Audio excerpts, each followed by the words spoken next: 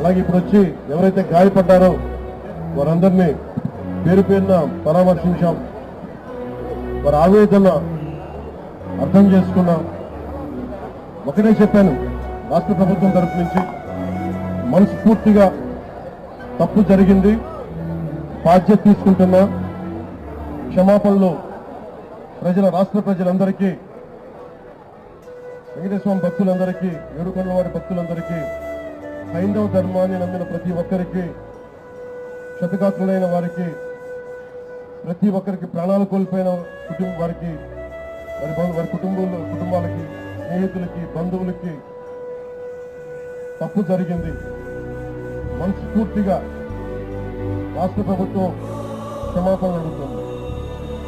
2 చేతులెత్తి క్షమాపణలు అడుగుతుంది. జరగకుండా ఉండాల్సిన సమయం ఇది. చాలా ఆనందంగా దర్శనం చేసుకుని